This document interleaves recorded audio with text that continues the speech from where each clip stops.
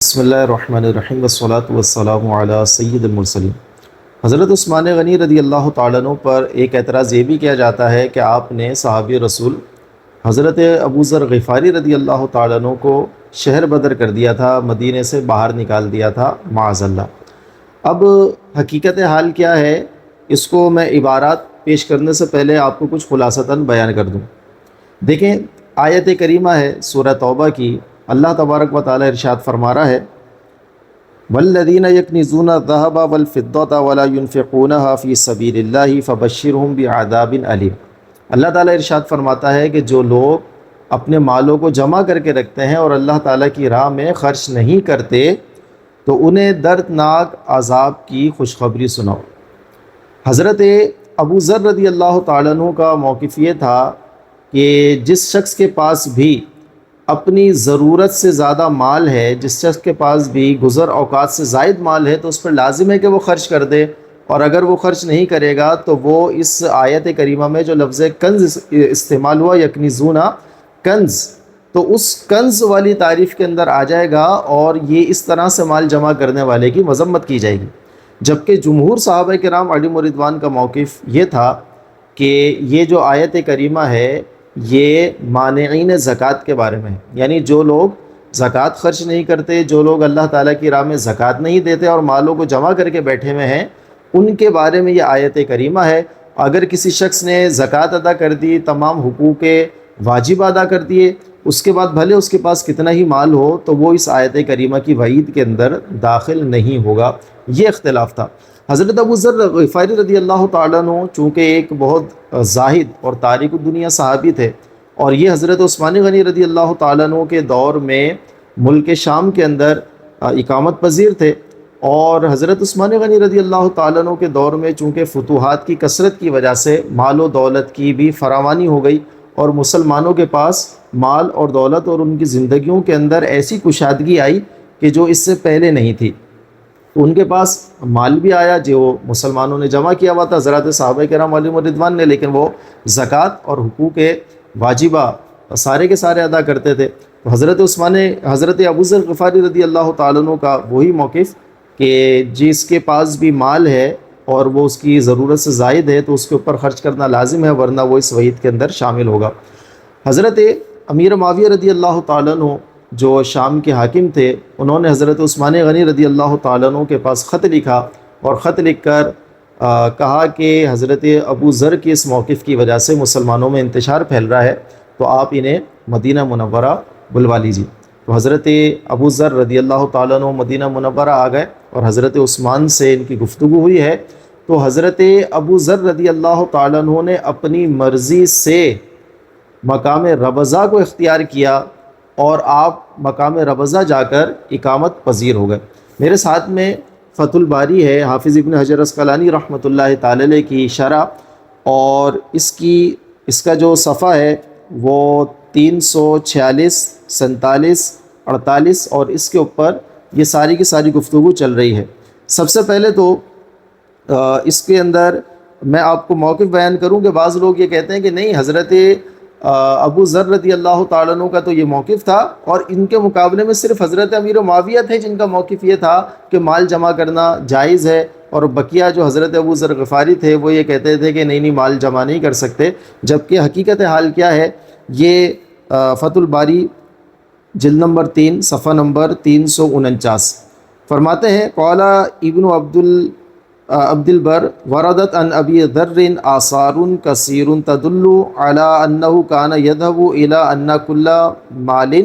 مجموع يفضل عن القوت وسداد العيش فهو كنز يذم فاعله، وان آیت الوعید نزلت في ذلك وخالفهم جمهور الصحابہ ومن بعدهم وحملوا الوعید على مانع الزکوٰۃ۔ ارشاد فرماتے ہیں کہ حضرت ابو ذر رضی اللہ تعالیٰ عنہ سے یہ آثار مروی ہیں جو اس بات پہ دلالت کرتے ہیں کہ وہ اس طرف گئے، وہ اس موقف کی طرف گئے کہ جو مال بھی انسان کے پاس اس کی قوت سے، اس کی غذا سے، بنیادی ضروریات سے زائد ہے تو وہ کنز ہے، اور ایسے مال جمع کرنے والے کی مذمت کی جائے گی۔ اور آیت کریمہ کی جو وعید ہے وہ ایسے ہی شخص کے بارے میں نازل ہوئی ہے۔ جبکہ جمہور صحابہ کرام، آپ امام ابن عبد البر کے الفاظ دیکھیں، فرما رہے ہیں جمہور صحابہ کرام نے ان کی مخالفت کی اس معاملے میں، اور ان کے بعد والے لوگوں نے مخالفت کی، اور وہ یہ فرماتے تھے کہ جو وعید ہے یہ زکوٰۃ روکنے والوں پر ہے۔ تو پتہ چلا کہ یہ مسئلہ محض حضرت امیر معاویہ اور حضرت ابو ذر رضی اللہ تعالیٰ عنہ کے درمیان نہیں تھا، بلکہ حضرت ابو ذر رضی اللہ تعالیٰ عنہ کا جو موقف تھا یہ جمہور صحابہ کرام علیہم الرضوان کا موقف اس کے برخلاف تھا۔ اب معاملہ یہ ہوا کہ ایک تابعی بزرگ ہیں حضرت زید بن وہب، وہ مقام ربضہ سے گزرے اور انہوں نے وہاں پر حضرت ابو ذر رضی اللہ تعالیٰ عنہ کو دیکھا، تو ان سے پوچھا کہ آپ یہاں پر کیوں آ گئے؟ تو انہوں نے اپنا سارا کا سارا واقعہ ذکر کیا، جو بخاری شریف میں کتاب الزکوٰۃ میں پورا کا پورا واقعہ امام بخاری نے نقل کیا۔ اب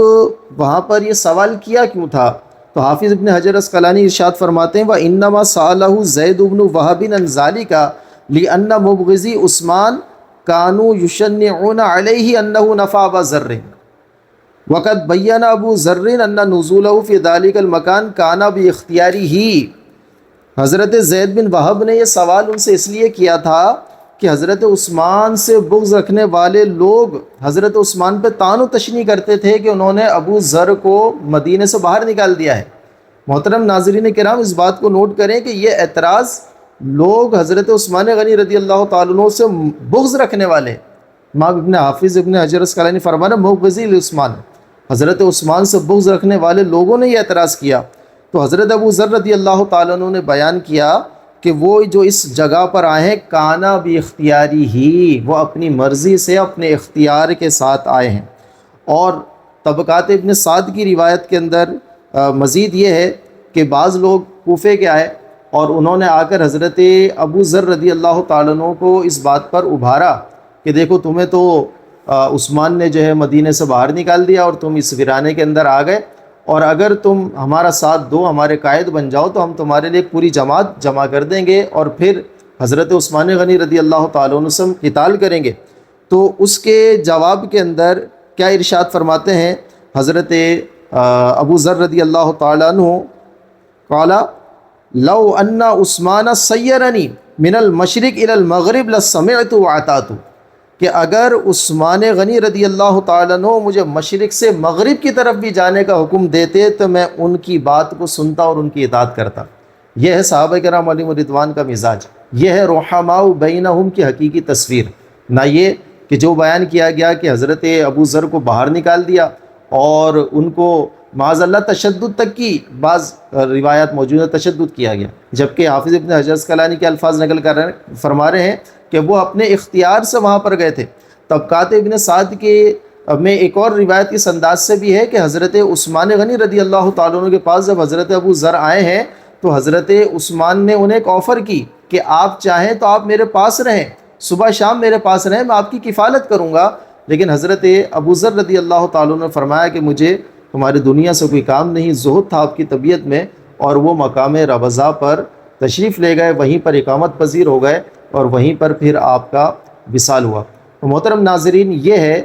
اس سارے کے سارے واقعے کی حقیقت کہ حضرت عثمان غنی رضی اللہ تعالیٰ عنہ نے خود حضرت ابو ذر کو مدینے سے نکالا نہیں ہے، بلکہ وہ مدینہ منورہ سے خود مقام ربضہ پہ چلے گئے، کیونکہ ان کا موقف یہ تھا کہ جو شخص بھی اپنی ضروریات زندگی سے زائد مال جمع کرتا ہے تو وہ کنز جمع کرنے والے شخص کی طرح ہے